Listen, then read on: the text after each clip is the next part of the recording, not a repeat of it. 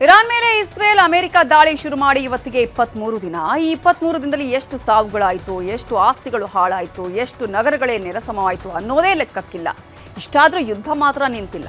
ಇವತ್ತು ಇರಾನ್ ನಡೆಸಿದ ದಾಳಿಗೆ ಅಮೆರಿಕ ಯುದ್ಧ ವಿಮಾನ ನೆಲಕಚ್ಚಿದೆ. ಇಸ್ರೇಲ್ನ ಮಿನಿ ಭಾರತ ಧ್ವಂಸ ಆಗಿದೆ. ಇರಾನ್ನಲ್ಲೂ ಘೋರ ಸ್ಫೋಟಗಳಾಗಿವೆ.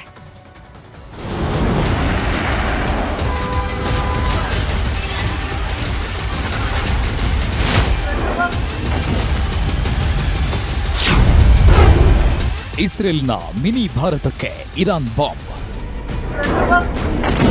ಇರಾನ್ ಹಾಕಿದ ಕ್ಷಿಪಣಿ ದಕ್ಷಿಣ ಇಸ್ರೇಲ್ನಲ್ಲಿರುವ ಮಿನಿ ಭಾರತ ಅಂತಲೇ ಕರೆಸಿಕೊಂಡು ಡಿಮೋನಾ ಪಟ್ಟಣಕ್ಕೆ ಅಪ್ಪಳಿಸಿದೆ.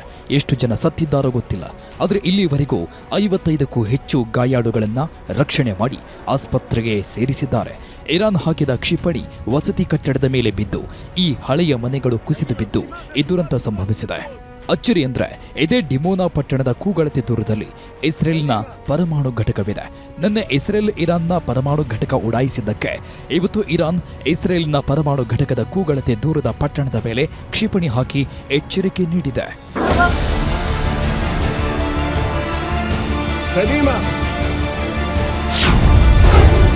ಫಸ್ಟ್ ಟೈಮ್ ಹೊರಗೆ ಬಂದ ನೆತನ್ಯಾಹು.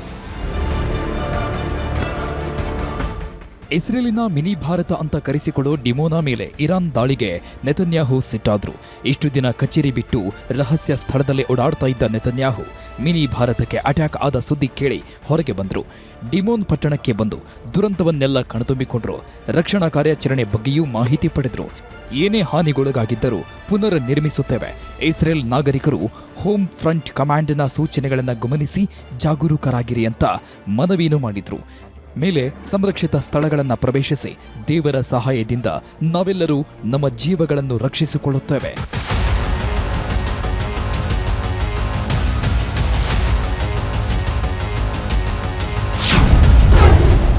ಅವಶೇಷಗಳಡಿ ಮಣ್ಣಾದ ಮಕ್ಕಳು, ಕಣ್ಣೀರಿಟ್ಟ ಸಿಬ್ಬಂದಿ. ಈ ದೃಶ್ಯ ನೋಡಿ, ಮಕ್ಕಳ ಶವಗಳನ್ನ ಅವಶೇಷಗಳಿಂದ ಹೊರ ತೆಗಿತಾ ಇರೋ ದೃಶ್ಯ. ರಕ್ಷಣೆ ಮಾಡಲು ಹೋದವರು ಮಕ್ಕಳ ಶವ ನೋಡಿ ಕಣ್ಣೀರಿಟ್ರು. ಅಂದಹಾಗೆ ಇದು ಇರಾನ್ ದೇಶದ ತಬ್ರಿಜ್ ಮೇಲೆ ಅಮೆರಿಕ ಇಸ್ರೇಲ್ ನಡೆಸಿದ ವೈಮಾನಿಕ ದಾಳಿಯಿಂದ ಆಗಿರೋ ಅನಾಹುತ.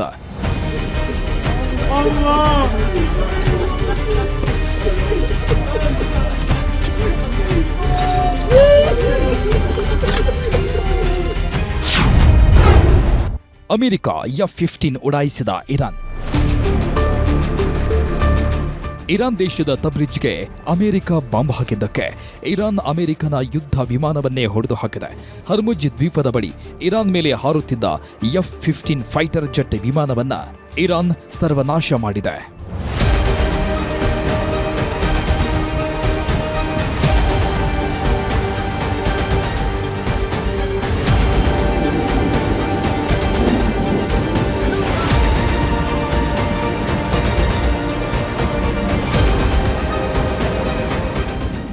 ಇದಿಷ್ಟು A2 ಎದಿರೇಟಿನ ಯುದ್ಧದ ದೃಶ್ಯಗಳಾದ್ರೆ, ಕ್ಷಿಪಣಿಗಳ ಹೊಡೆತಕ್ಕೆ ಜನ ಹೇಗೆ ನಲುಗಿ ಹೋಗ್ತಿದ್ದಾರೆ ಅನ್ನೋದಕ್ಕೆ ಈ ದೃಶ್ಯಗಳೇ ಸಾಕ್ಷಿ.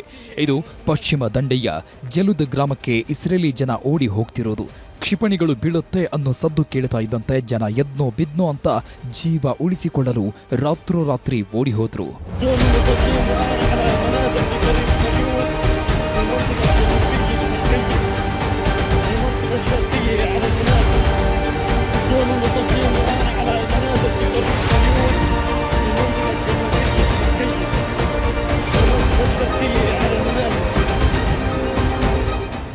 ಈ ದೃಶ್ಯ ನೋಡಿ, ನೂರಾರು ಜನ ಒಂದೇ ಕೊಠಡಿಯಲ್ಲಿ ಹೇಗಿದ್ದಾರೆ. ಕಣ್ಣೀರು, ಭಯ, ಆತಂಕ. ಎಲ್ಲಿ ಬಾಂಬ್ ಬಂದು ಅಪ್ಪಳಿಸುತ್ತೋ, ನಾವೆಲ್ಲ ಈ ಯುದ್ಧದಲ್ಲಿ ಸತ್ತೇ ಹೋಗ್ತೀವಿ ಅನ್ನೋ ಭಯ ಜನರನ್ನ ಕಾಡ್ತಿದೆ.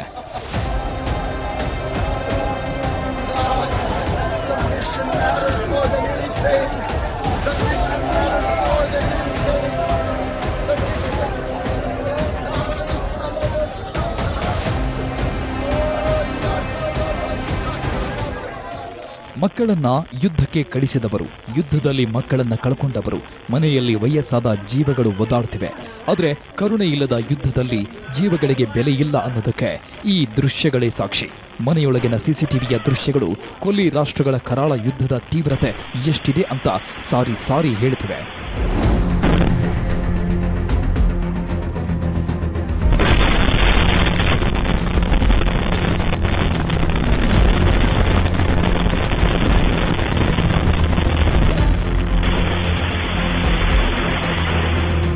ಏನೇ ಆಗಲಿ, ದೇಶ ಆಳುವ ಜನನಾಯಕರ ಕೋಪಕ್ಕೆ ಜನ ಶಾಪಗ್ರಸ್ತರಾಗಿದ್ದಾರೆ.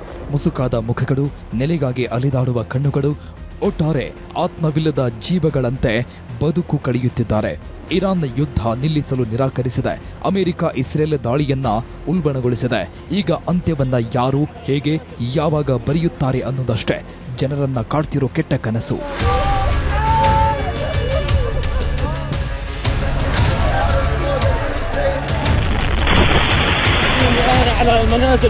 Bureau report, news 18.